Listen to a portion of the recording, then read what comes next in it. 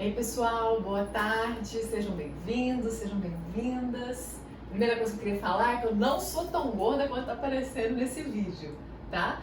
Bom, vamos começar fazendo um resgate do que vocês viram já no início desse ano com a professora Lilian, que é a evolução do RH, como que ele se deu, né, não só no Brasil, mas fora do Brasil também.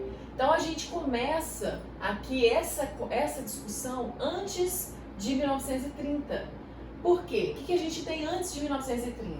A gente já identifica uma pré-história do RH. Como? A gente vai ver o guarda-livros, que era aquela pessoa que fazia as anotações de quem entrava, quem saía da empresa, quem faltava em determinado dia, hora extra, enfim. Era esse indivíduo que tinha um foco completamente contábil, né? Era só fazer esse registro da mão de obra, entrada e saída de pessoas. Então, para eles, a pessoa sair da empresa era simplesmente fechar uma conta, né? Fechar um papelzinho, um caderninho, e não tinha naquela época legislação trabalhista. Mas o que a gente identifica? Que naquele momento a estrutura de trabalho era uma estrutura muito voltada à ideia do homem-máquina. Então era aquela época que aquele filme do Charlie Chaplin traz os homens como extensão de uma máquina, ou seja, trabalhar eternamente, fazer tudo perfeitinho, aquela linha de produção, enfim. Então esse era o contexto, né? Então a gente tinha a figura do feitor que administrava os subordinados. Esse feitor, ele era como se fosse o líder, né? O gerente, o gestor de uma equipe naquela época. E o guarda-livros era outra pessoa que ficava responsável só por contabilizar os indivíduos, tá? Então já era separado aí. A gente tinha, isso aqui é uma curiosidade, essa mesa de colocação, que é o quê? A agência de emprego. Ficava uma pessoa sentada numa mesa e aí as pessoas chegavam e falavam: olha, eu quero me oferecer para trabalhar nessa empresa, né? Eu vim aqui me ofertar para trabalhar nessa empresa. Qual cargo vocês têm? Qual função vocês têm? Que era a nomenclatura. Ou então a empresa colocava lá, precisa-se disso, né? De tal função. E aí as pessoas faziam uma fila para ir colocando o nome ali naquele livro da escrita pessoal. Então, a satisfação naquela época, ela era pensada apenas a nível salarial. Ou seja, acreditava-se que quanto mais o indivíduo ganha financeiramente, mais satisfeito ele é. A gente não vai aprofundar nisso aqui, a gente vai falar disso depois, mas hoje em dia não é bem assim. Nem naquela época era bem assim, mas entendia-se que era assim. E aí todo o foco estava em produtividade. Por isso que lá, quando a gente resgata estudos organizacionais, a gente vai ver que Ford fez um grande movimento em relação à produtividade. Então, ele faz esse movimento de produção. Quanto foi produzido, então se recebe referente a essa produção. Tem também o surgimento dos sindicatos, porque aí começou a ter um movimento muito grande dos trabalhadores, né? Não aqui no Brasil, isso foi nos Estados Unidos. Então, aí a gente já começa na Escola das Relações Humanas esse movimento todo voltado para caracterizar um possível recurso humano, que é o que a gente vem discutir aqui. Bom, aí passamos então, saímos dessa fase que é denominada a fase contábil e passamos então para a fase legal. A fase legal, a partir aí por volta de 1950, né, gente? São datas aproximadas, didáticas, para a gente entender melhor. Já aparece a função do chefe de pessoal. E aí, a gente vê que esse chefe de pessoal, ele já precisa fazer o quê? Não teve lá atrás a questão das leis trabalhistas, então agora a gente já precisa ter uma pessoa mais atenta a isso. Porque a gente, empresa, não quer problema com relação a isso. Então, vamos definir, aí o chefe de pessoal que ele vai seguir, vai estar mais atento à legislação. Então, é uma fase que o indivíduo quer só seguir a lei, o foco é esse. Então, aí esse chefe de pessoal, ele vai assumir o posto de poder do feitor, ou seja, ele vai juntar o que antes era o guarda-livros e o feitor. Ele vai ser como se fosse um gerente e aí ele vai dar conta de tudo, tanto dessa parte contábil quanto dessa parte da gestão das pessoas. O foco é, então, como a gente disse, né, esse cumprimento, e começa a aparecer, começa a ser construído uma área, um departamento voltado a isso. Porque tinham indústrias que tinham muitas pessoas, eram muito grandes. Então precisavam de mais de uma pessoa para dar conta disso tudo, para organizar. Então começa aí o grande desafio, que é evitar multas trabalhistas, né? E mais o que? No Brasil, a gente teve a criação da CLT em 1943 e o sindicalismo brasileiro vai também criar suas bases nesse período. Então cria-se a lei trabalhista, cria-se a base do sindicalismo, né? Então o sindicato aí defendendo os trabalhadores e a lei trabalhista, de uma forma geral, defendendo a relação empregado-empresa. Então a gente não vai entrar nessa discussão muito aprofundada agora da CLT, mas esse foi o movimento inicial. Terminada a fase legal, né? Terminada assim, entre aspas, a gente tem a fase tecnicista. O que foi a fase tecnicista? Bom, então a gente já passou por um início todo burocrático da coisa da legislação, que está todo mundo acompanhando a legislação, as pessoas já estão por dentro das leis trabalhistas. Agora, as pessoas vão começar a fazer o quê? Bom, já está tudo em ordem com relação à legislação, sobrou tempo aqui pra gente. Vamos olhar então para as outras coisas que a gente não conseguia olhar até então. Que outras coisas? Vamos olhar mais para os indivíduos e saber o que a gente pode fazer com eles para eles produzirem mais. E aí que começa então o auge, né, da Escola das Relações Humanas e das teorias de motivação, tudo voltado a essa busca do aumento da produtividade. Então começa a ver o indivíduo como um ser humano em si, né, com grande foco nessa produtividade na legislação, como a gente falou. Então deixa de ser, sai do homo econômicos para ser então um homo mais social. A movimentação então do nível de RH, o RH sai do patamar tático e passa para o patamar gerencial. Então criando o então gerente de relações industriais, que era aquele indivíduo responsável pelas relações dentro da indústria, as relações interpessoais dentro da indústria.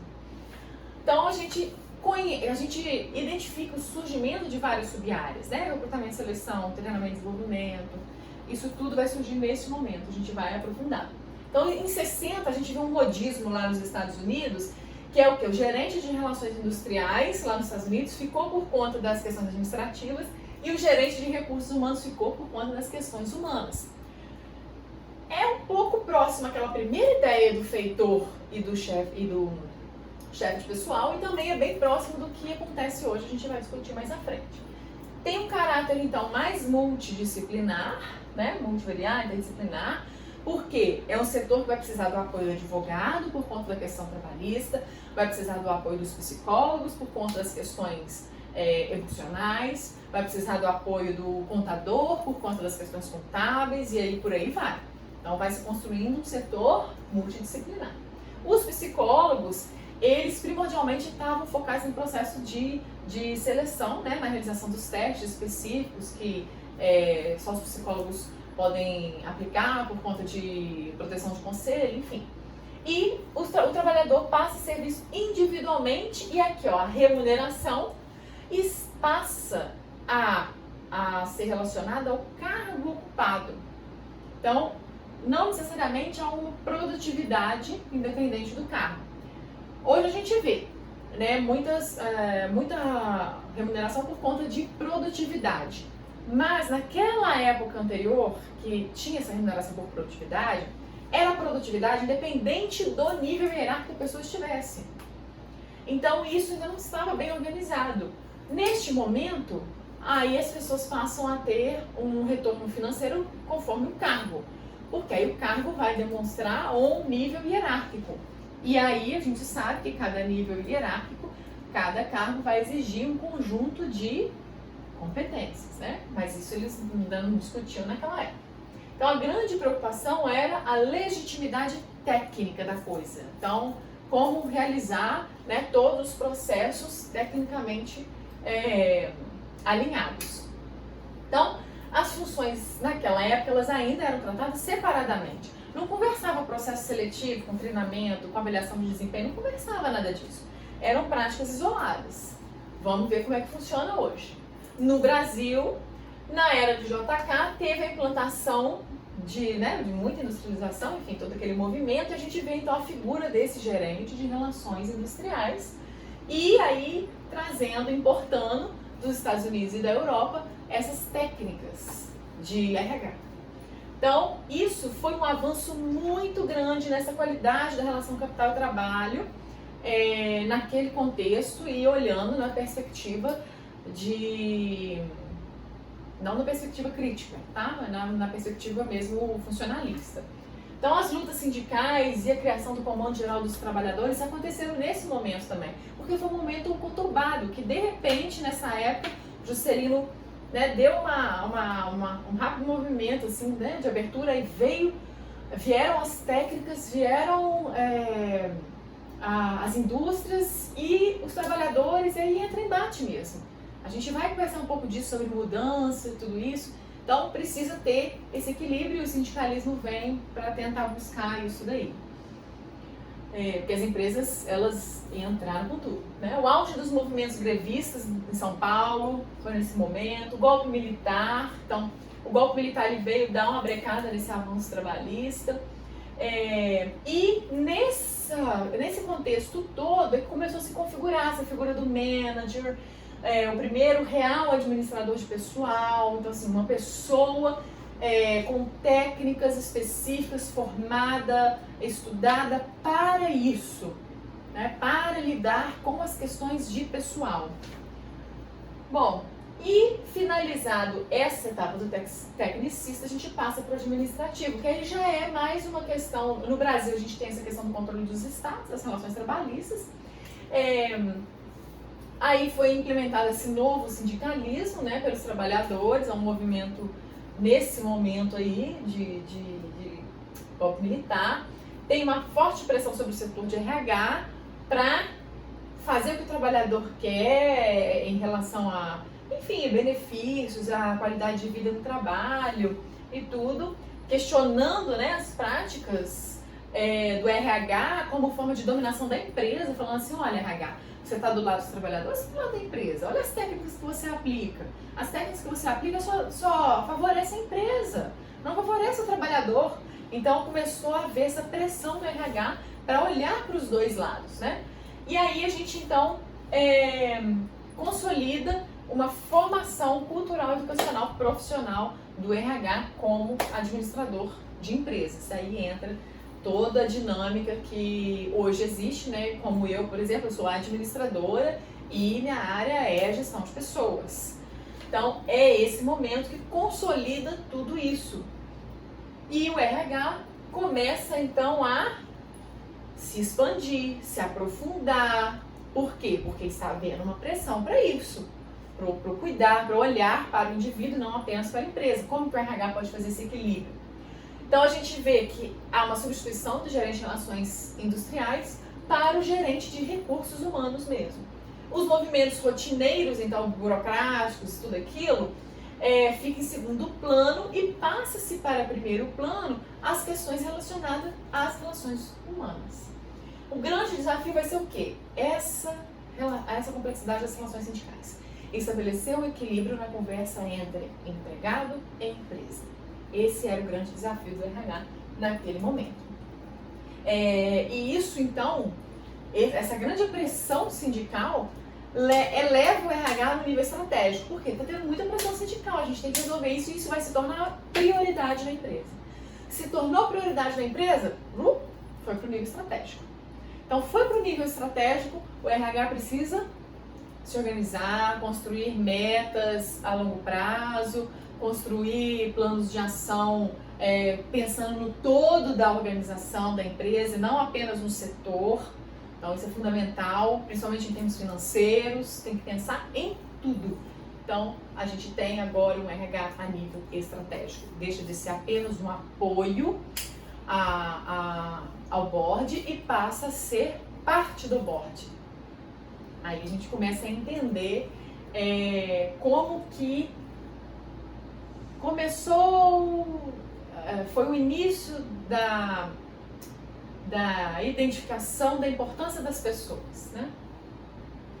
O foco no desenvolvimento organizacional, em termos de abordagem sistêmica, surgiu em 1960 nos Estados Unidos. A gente vai aprofundar isso mais para frente quando a gente fala de modelos de gestão. Findado isso, em 1985, como o RH passa por um patamar estratégico por conta dessas pressões, tudo que a gente viu, a gente tem a fase estratégica do RH, que é então marcada pela inserção desse planejamento estratégico por volta de 1970. Né? Então vocês veem, o administrativo foi até 85 e esse começou em 70. Então é um limiar, não tem uma data que acaba e outra que comece. Tá? É um processo. Então, em 1985, né, que apareceu mais o RH como aí, um movimento estratégico. Então, a preocupação de longo prazo em relação aos trabalhadores, o processo de globalização que já estava acontecendo, isso tudo precisava ser olhado pelo gestor de recursos humanos. Os processos de terceirização, e no Brasil já tem o que? A quarteirização também, então como lidar com isso? Como que eu lido com um trabalhador que é terceirizado e está dentro da minha empresa? E trabalha junto com o outro que é meu funcionário. Então o terceirizado não é meu, o meu funcionário é. Como que eu faço a gestão dessas pessoas? Se quem é o chefe dele não sou eu, do terceirizado. Percebe? Então isso tudo precisava ser organizado pelo RH. E isso foi bem trabalhado. Então os profissionais de RH ficam focados nesse planejamento a longo prazo, estrategicamente. É o posicionamento que se tem. Bom, e mais? A gente vê aqui como exemplo uma pesquisa realizada em 92. Por que eu trouxe esse livro? Nossa, mas antiga, 92, por que você trouxe? Porque vocês vão ver que ainda está atual. Pela IBM, considerou, inclusive o Brasil, né? Considerando inclusive o Brasil, que nos anos 2000 o RH vai ter o foco em quê? Qualidade, serviço ao consumidor, produtividade, comprometimento do trabalhador, trabalho em equipe, flexibilização da mão de obra. O que nós estamos vivendo agora? E o que nós viemos vivendo até então? Entenderam por que eu trouxe? Está bem atual. A estrutura ligada, então, fortemente às questões estratégicas, respondendo a um mercado altamente competitivo e global. Começou lá em 85.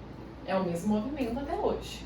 Hoje a gente está vendo uma coisa mais cooperativa por conta da pandemia e menos competitiva.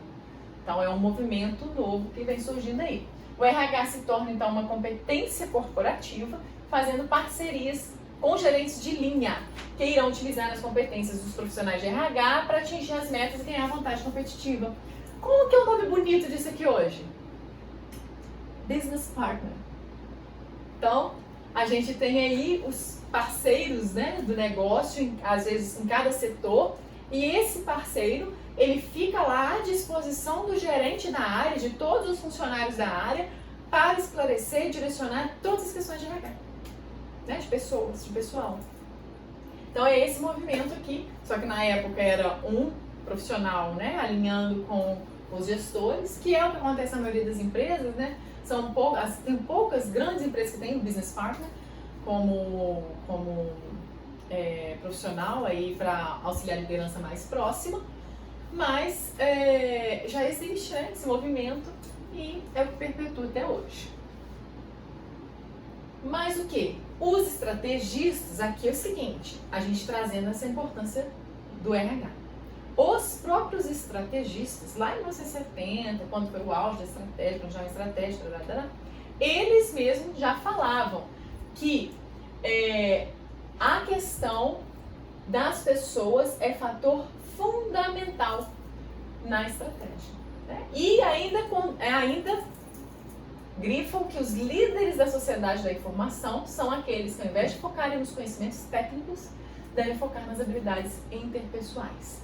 Isso porque o conhecimento de mercado, know-how, tecnologia, logística e recursos humanos e financeiros são fatores que podem definir a singularidade de uma organização. Ou seja, são as pessoas que vão trazer o seu diferencial competitivo.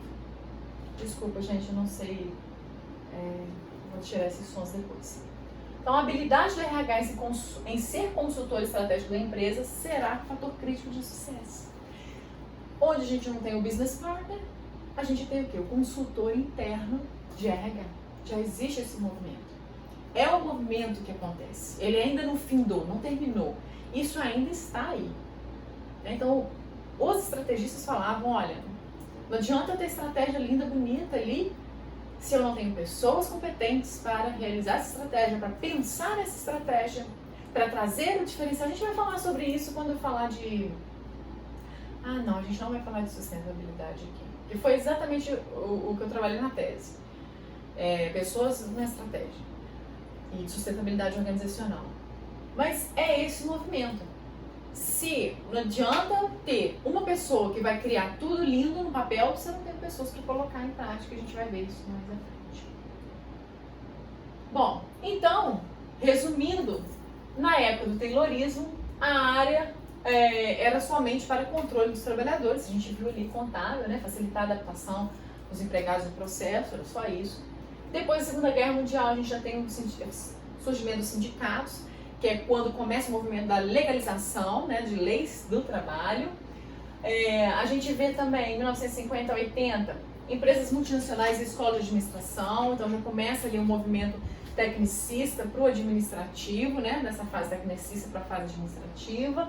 E aí, após os anos 90, a gente vê o movimento estratégico da gestão de pessoas.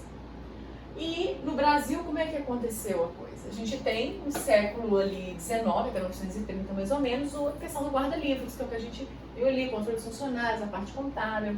De 30 a 50, a fase legal ou contabilista. Então, é claro, o Brasil veio um pouquinho atrás, né, do movimento mundial, que na verdade começou nos Estados Unidos, mas conseguiu acompanhar de certa forma. Em 1950, a gente fez expansão dessas relações industriais, aí já tem mais práticas, ali, treinamento e desenvolvimento, cargos e salários. Vem o sindicalismo e aí fortalece e eleva o RH para patamar estratégico, e aí a gente tem então, com a abertura de mercado, um boom de indústrias, de empresas que o RH precisa, ele é obrigado a se desenvolver estrategicamente, certo? Bom, gente, então é isso. Essa primeira aula aí de resgate da evolução do processo de RH, né, evolução histórica. Aguardo as dúvidas de vocês aqui embaixo, os comentários, e um beijo até a próxima aula.